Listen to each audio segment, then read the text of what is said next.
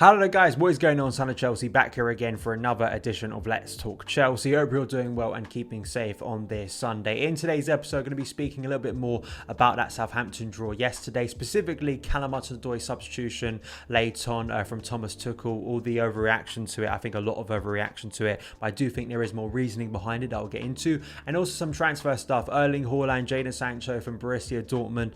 Lots of speculation around, especially Haaland this week coming to Chelsea in the summer, so we'll get into that stuff as well. But before we do, I want to ask you guys, if you haven't already, hit that subscribe button and the notification bell so you never miss an upload. Also hit the like button if you're enjoying the content, because it helps out the channel as well. And just want to say, because it's Sunday, going to be asking for questions for added time tomorrow. So once you've finished watching this video, go to the community page and ask your questions there, as I do every Sunday. I ask for questions and that's where people submit them. And also on Twitter at SonOfChelsea, you'll be asking for questions on there. So two ways to do it, just to let you guys know, because I do get comments on my Monday video asking where you can submit questions. So if you're watching this and do want to ask a question, you can submit it there. But let's get into it firstly with some transfer stuff. Sunday World reporting yesterday, Kevin Palmer, about this big summer that Chelsea are going to have once again. Chelsea boss Thomas Tuchel promised big transfer fund as he identifies two top targets. They report Chelsea manager Tuchel has been promised a bumper transfer kitty this summer, with the Borussia Dortmund duo of Erling Haaland and Jadon Sancho emerging as his big targets.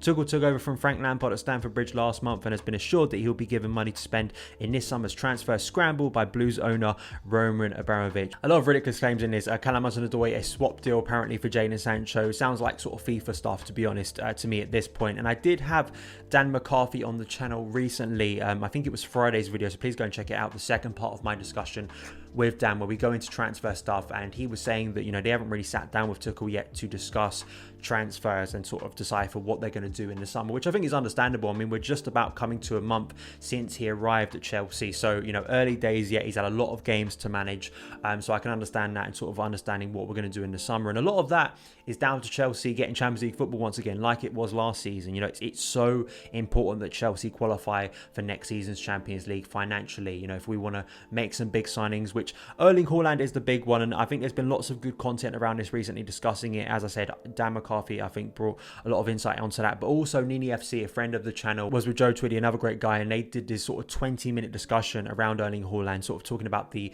pros of this signing and why it could happen. I think it was a really insightful talk, so I definitely suggest go and watch that video. I think it really helps, you know, in the case of Erling Haaland, not only in terms of what he did in midweek for Borussia Dortmund. I mean, this is just a ridiculous forward, he really is, and we saw with Kylian Mbappe too. Him and Haaland at the moment look like they're going to be the two big players moving forward, and they're anomaly talents. They really are. They are not the norm. These are freakishly good players at their age, scoring goals at a level, not in terms of just the level, they're scoring them at Champions League level, and just a ridiculous rate of goals, especially for Haaland. And you watch Chelsea yesterday, you look at our inability in the final third to put chances away, or at least just be clinical. I think the thing for me is I keep on going back to the expectation on Thomas Tuchel next season, which is to challenge seriously for the Premier League title. And I think that people need to understand that just competing for the top four once again isn't the standard anymore. It's not going to be accepted.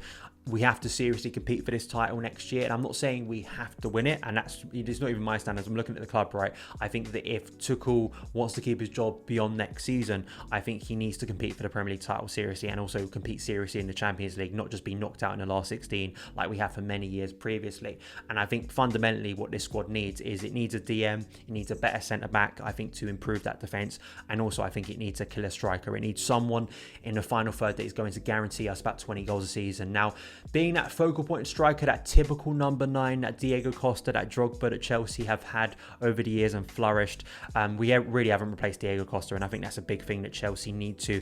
And I'm not saying that that type of striker is, you know, always the guarantee. Look at, say, Liverpool last season. You have Sadio Mane, you have Mohamed Salah, you have Firmino, you have goals being filtered out in terms of that incredible front three. So sort of the stereotypical bulky number 9, right? That's not always the case. Pep Guardiola's teams recently, you see that. You see it this season with Gundogan getting a lot of goals recently for Man City. But I just think with what Chelsea need, and the anomaly talent that is Erling Haaland.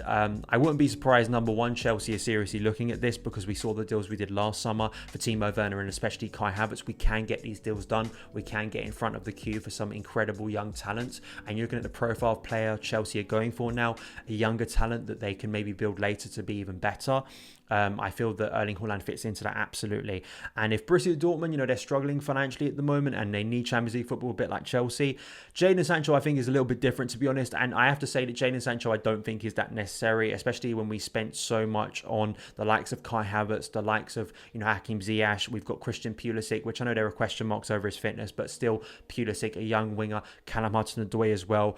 I don't sort of see Sancho as that massive target anymore. Trust me, I'm not going to be complaining if we sign Jadon Sancho, but I just think realistically the one area we're going to need to strengthen in is striker, and I think that Erling Haaland absolutely could be that massive target. I'm just interested to hear your thoughts because I put out that poll earlier in the week about where do Chelsea need to strengthen. Centre-back is clearly one of those areas. DM I think is a big area that I think people forget about. I think we need a natural DM in this squad. I think that's become more apparent. And I'm not saying that Cover and Jorginho can't do a good job, and they can, as we've seen in recent weeks. But I just think for the majority of a season, and once again, when we're looking at winning the Premier League title and being serious in that and not having frailties that we've seen exposed over and over again, and Tuchel wants to challenge seriously for that title, I think a DM will be prioritised. What type of DM, where that DM can come from, we'll have to wait and see. But those are my opinions on Haaland, Sancho and a big summer transfer window ahead once again for Chelsea FC. And as well, I do want to touch on this Callum Hudson-Odoi situation. So I'll give you what Thomas Tuchel said in his post-match press conference, because I think that's very important to actually understand the context of what he actually said rather than just me reading it out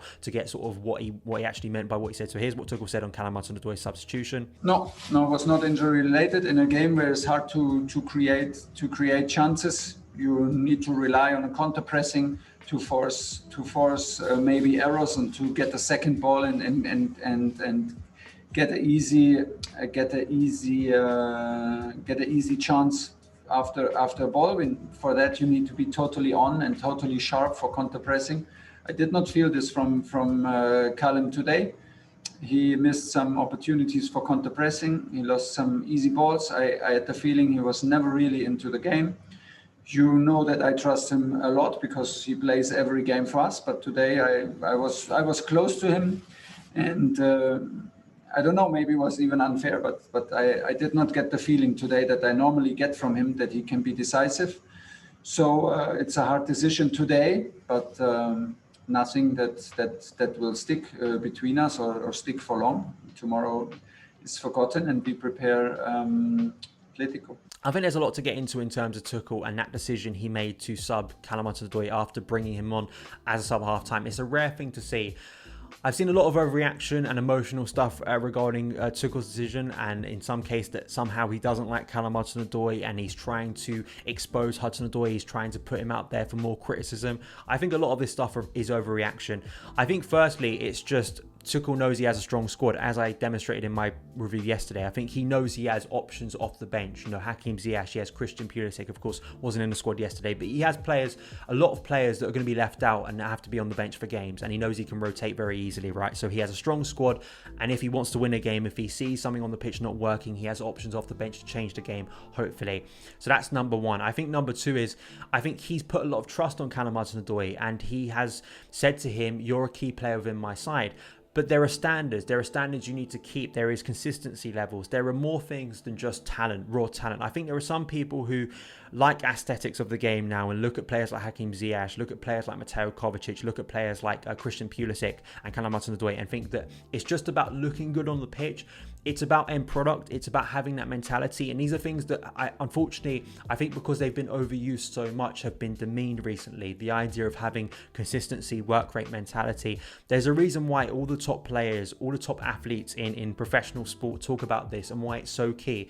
It's because it matters. It matters in the big moments. Callum Hudson-Odoi has been very impressive over the last month. He really has. I think in terms of his end product, I think in terms of his actual influence on the final third, I think it's been brilliant to see him shake off the woes of that injury injury that have clearly been hurting him over the past year. But if you want to be a serious player at Chelsea, you need to have those standards week in, week out. Mason Mount is head and shoulders above everyone in this team, and there's a reason why he is, not just in terms of him as a young player and the standards you set for a young player and where he is currently in his career.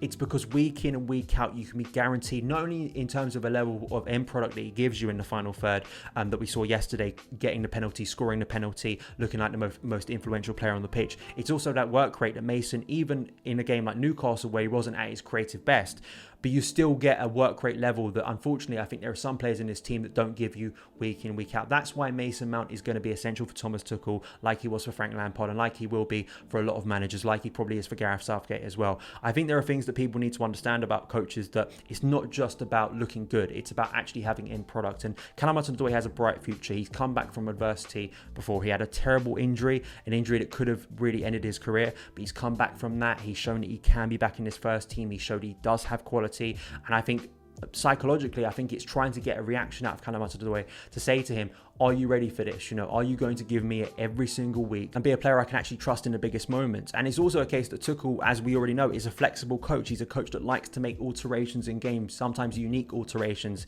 in games. He made a sub at half time and he goes, it's not working, I'm going to take you off as well. I know there were some allegations about him maybe switching wings with Timo Werner, and that wasn't the instruction, and maybe that's why he was taken off. I just think you need to look deeper into this, and we've got another game on Tuesday, and as Tuchel said in his post-match comments, he could start again on Tuesday. We've got a lot of games coming up, and as we know, football can change very, very quickly, and it's been a good time for Callum Hudson-Odoi recently. Hopefully he takes it in the right sort of way and doesn't sort of let it get him down, and he takes it in the right way and gets back on the training pitch, gets back on the pitch when he gets those minutes once again and proves himself. Those are my opinions on Callum Hudson-Odoi. Let me know in the comments below your thoughts on the situation. But that is it for this edition of Let's Talk Chelsea. Thank you guys so much for taking the time to watch it. If you did enjoy it, hit that subscribe button and a notification bell so you never miss an upload. Follow me on Twitter at SonOfChelsea. Have a great day, and I'll see you again